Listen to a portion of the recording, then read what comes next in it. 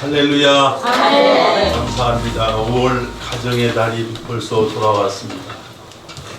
가정의 달이라 그러면 따뜻한 마음과 생각이 듭니다.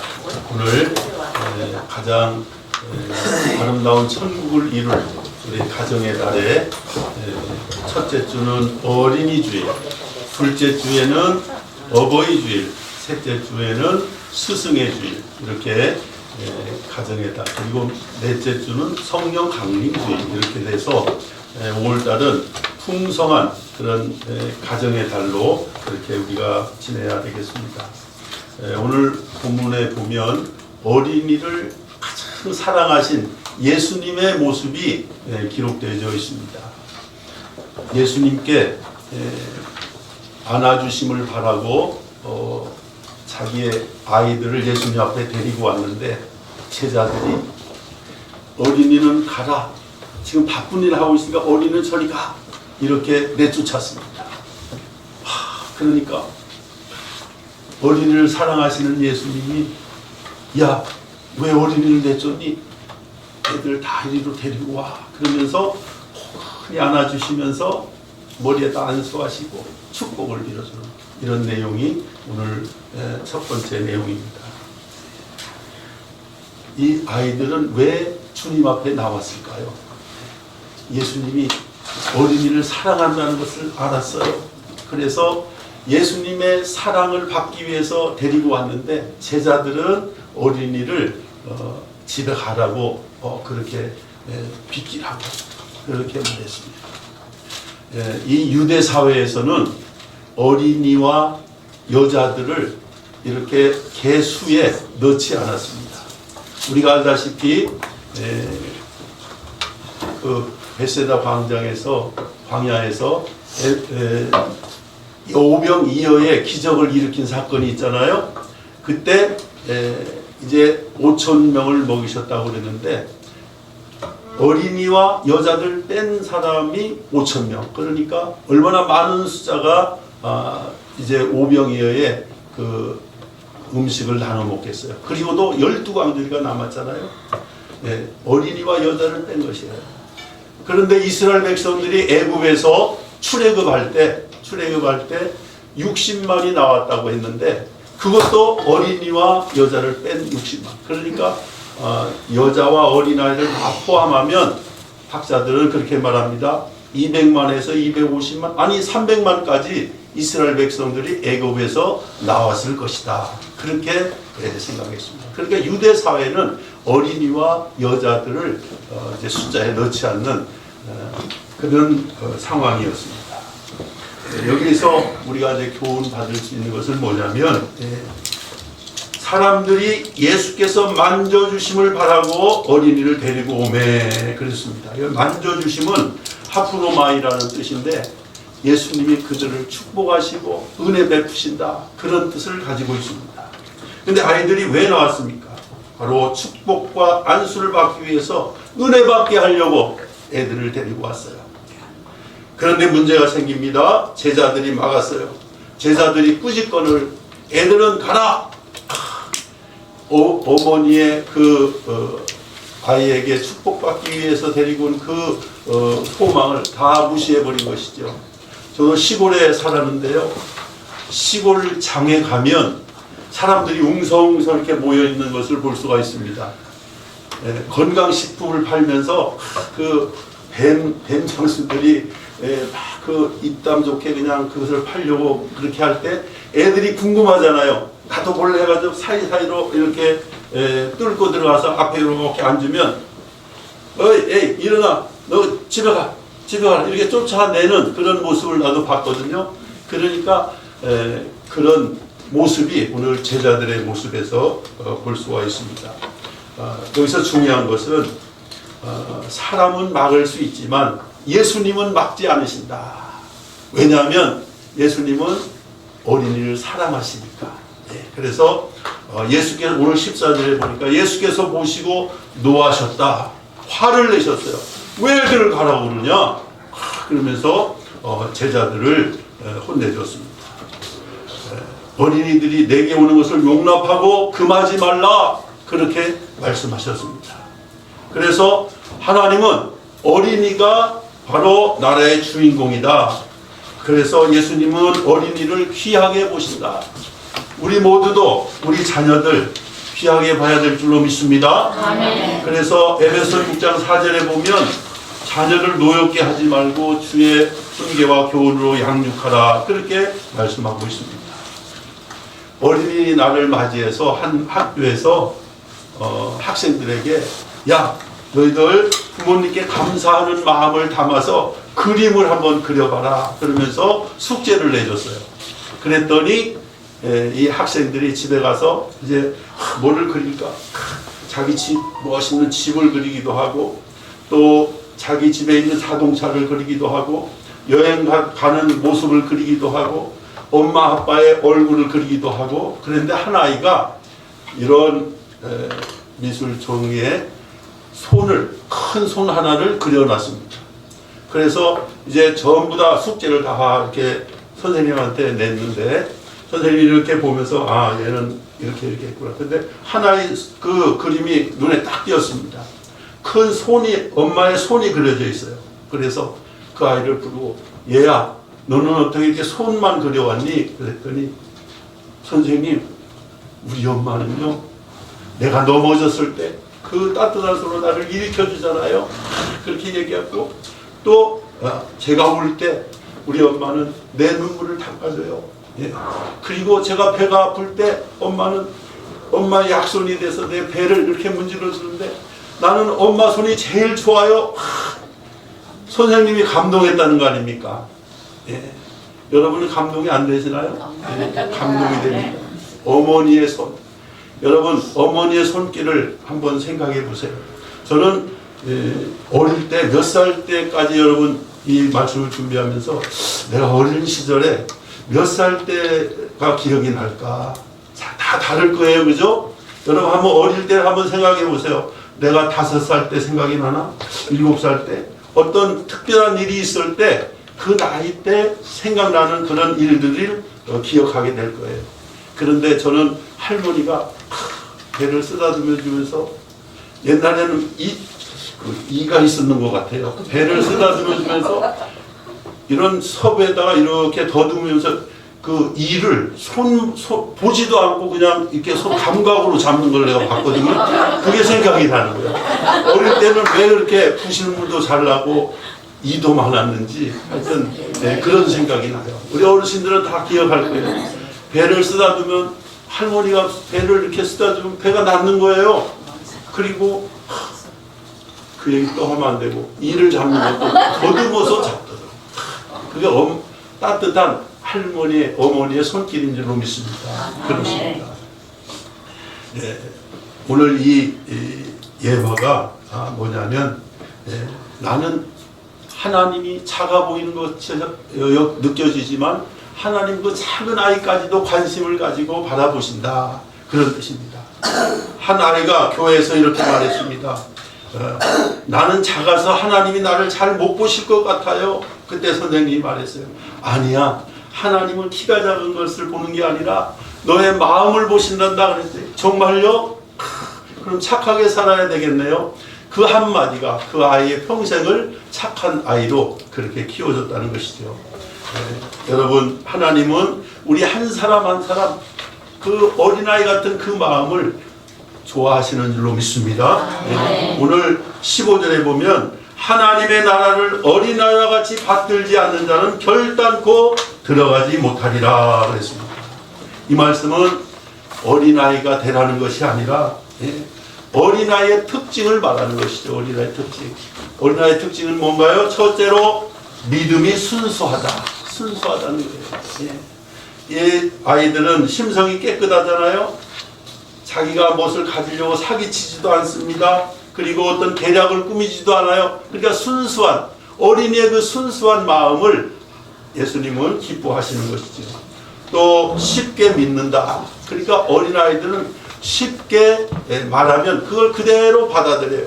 스폰지같이 부모님이 말하면 그 말씀을 다 받아들이는 거예요. 또 이제 부모를 의지하게 되죠.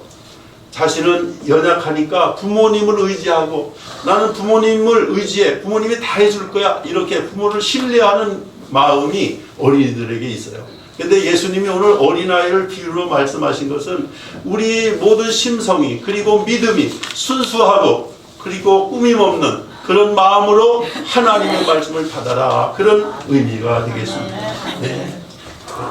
하나님을 믿을 때 복잡하게 생각하지 말고 단순하게 믿으시기 바랍니다. 네, 그렇습니다. 그래서 어린아이의 기도 소리 한번 들어보세요.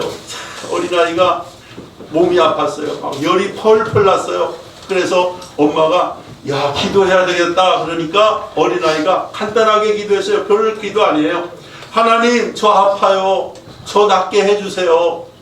예수님의 이름으로 기도합니다. 나섰을까요? 나섰을까요?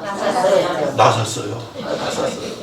어린아이의 그 순수한 기도에 하나님이 응답하셔서 그날 밤에 열이 내렸어요.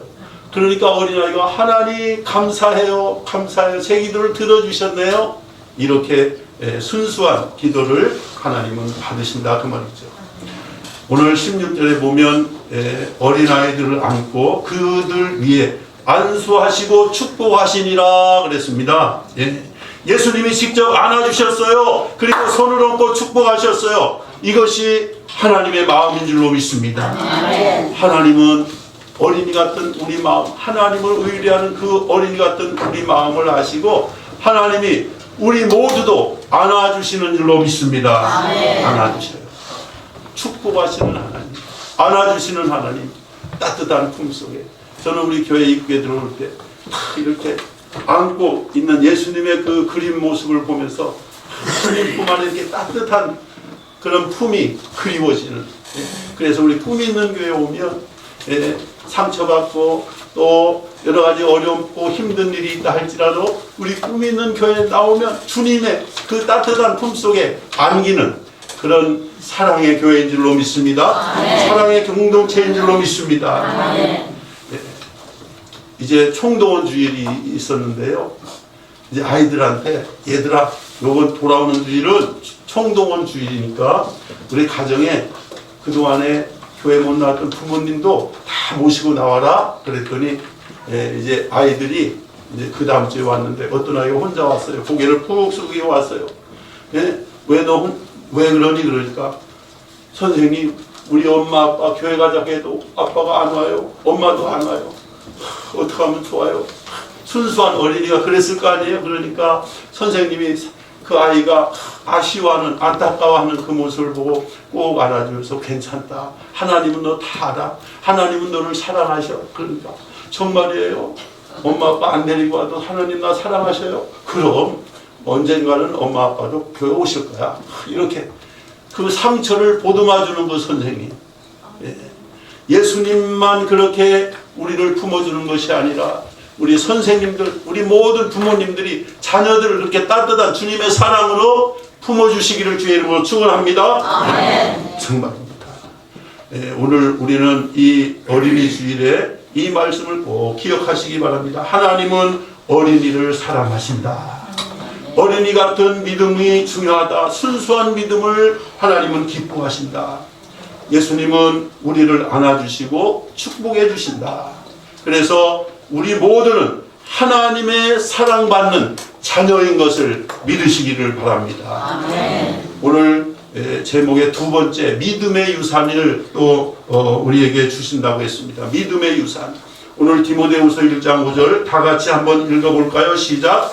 이는 내 속에 거짓이 없는 믿음이 있음을 생각함이라. 이 믿음은 먼저 내 외조모 로이스와 내 어머니 유니게 속에 있더니 내 속에도 있는 줄을 확신합니다. 사도 바울이 믿음의 아들 디모데에게 말씀한 내용이 바로 오늘 디모데후서 1장 5절입니다. 외조모, 외할머니가 누구예요? 로이스고 어머니는 유니게인데 외할머니의 믿음이 너의 어머니에게로 왔고 그 믿음이 너에게도 왔어. 그러니까 할머니, 어머니, 나 이렇게 3대에 걸쳐서 믿음이 유산되었다. 그런 뜻입니다. 그래서 오늘 신명기 6장 6절로 7절에도 그런 믿음의 유산을 이루기 위해서는 오늘 내가 내게 명하는 이 말씀을 너는 마음에 새기고 내 자녀에게 부지런히 가르치며 집에 앉았을 때든지 길에 갈 때든지 누워있을 때든지 일어날 때든지 이 말씀을 강론할 것이며 그랬습니다. 나만 믿으면 그것으로 끝이 아니라 믿음의 계대를 이어가야 된다. 오늘 이 어린이 주일에 우리는 다시 한번 이 신앙이 우리 자녀들에게 유산으로 넘겨주고 있는지를 한번 돌아봐야 될 줄로 믿습니다. 오늘이 어린이 주일인데 이 시간 어린이를 생각하는 것도 있지만 단순히 어린이를 위한 날이 아니라 어른들을 향한 하나님의 질문의 시간이다. 하나님이 우리에게 질문하는 거예요. 너는 무엇을 남기고 있는가? 너는 무엇을 남기고 있는가? 우리 자녀들에게 우리는 많은 것을 남겨주려고 합니다. 돈도, 재산도, 집도, 그리고 명예도, 아니면 많은 교육도 물려주려고 합니다. 그런데 오늘 우리 주님은 우리에게 묻습니다. 너는 믿음은 어떻게 물려주고 있느냐? 믿음은 너희 자녀들에게 물려주고 있느냐? 우리가 가장 중요한 유산은 믿음의 유산인 줄로 믿습니다. 믿음의 유산이에요. 믿음의 유산. 이 믿음의 유산은 흘러가는 것이다. 내 속에 거짓없는 믿음이 있음을 생각하니 이 믿음은 먼저 내 외조모 그리고 어머니 속에 있더니 너에게도 있느니라. 나에게도 있었다면 내 자녀에게도 있고 그 손자에게도 있어야 된다. 우리가 일대라면 그렇게 유산, 믿음의 유산을 넘겨줘야 된다. 그 말입니다. 그래서 믿음은 흘러갑니다. 우리 원로 목사님 증조 할아버지 서경조 목사님 유명하시죠? 우리나라의 기독교를 아주 처음으로 평양신학교 1기생으로 우리 한국교회의 역사이십니다. 역사. 기독교 역사상 가장 훌륭하신 분이에요. 그 믿음이 이제 할아버지 서병호 장로님에게도 내려와 또 아버지 서재현 장로님에게 내려왔어요. 그 다음에 우리 서경석 목사님께도 왔어요. 이제 4대가 내려왔는데요. 워낙 초기였기 때문에 3대가 아니라 4대입니다. 이제 5대까지 내려갔어요, 지금. 아니, 또 6대까지 내려갔네. 손주들도 있잖아요. 지난번에 이거 왔었잖아요. 이렇게 믿음은 유산으로 그렇게 물려줘야 될 줄로 믿습니다. 우리도 지금 4대예요, 4대. 아버지, 우리 자녀들, 딸, 그 다음에 손주들. 4대까지는 갔습니다. 계속 갈 줄로 믿습니다. 아브라함과 이삭과 야곱의 그 믿음의 계대가 지금 우리까지 온 줄로 믿습니다. 아브라함에게 축복하면서 너의 자손이 믿음의 자손이 하늘의 별과 같이 땅의 모래같이 많을 것이다. 바로 우리가 다 땅의 모래처럼 많아진 하나님의 백성인 줄로 믿습니다. 여러분 오늘 어린이 주일에 깊게 생각할 것은 뭐냐면 내가 가진 이 신앙이 우리 자녀들에게 그리고 우리 자손들에게 자자손손에게 아름답게 유산으로 물려주고 있는가? 그것을 위해서 나는 하나님 앞에 몸부림치며 기도하고 있는가? 아직도 주님을 알지 못하는 주님 앞에 나오지 못한 우리 가족들을 위해서 오늘 특별한 마음과 각오를 가져야 되겠다. 그런 생각을 하게 됩니다. 여러분 믿음은 저절로 생기지 않습니다. 누군가의 삶을 통해서 전달되는 줄로 믿습니다. 우리의 꿈 있는 교회 성도들에게 다시 한번 말씀드립니다. 여러분들은 이곳에 오셔서 고생과 눈물로 자녀들을 키우셨어요. 그러나 질문을 한번 드리겠습니다. 믿음도 함께 흘려보고 보내고 계십니까? 어머니가 말했어요. 나는 자녀에게 공부는 시켰지만 기도는 가르치지 못했습니다. 나중에 후회했습니다. 믿음은 나중에 주는 것이 아니라 지금 바로 흘려보내야 되는 줄로 믿습니다. 지금 흘려보내세요. 지금 흘려보내세요. 눈물로 기도하세요. 그 마음이 돌이켜서 주님 앞에 나올 수 있도록 가슴을 조이며 눈물로 기도할 때 하나님께서 그 영혼을 사랑해 주시는 줄로 믿습니다. 오늘 신명기 6장 7절에 보면 이 말씀을 내 자녀에게 부지런히 가르치며 그랬습니다. 하나님은 분명히 말씀하십니다. 믿음은 자동으로 전수되는 것이 아니라 가르쳐야 된다. 가르쳐야 된다.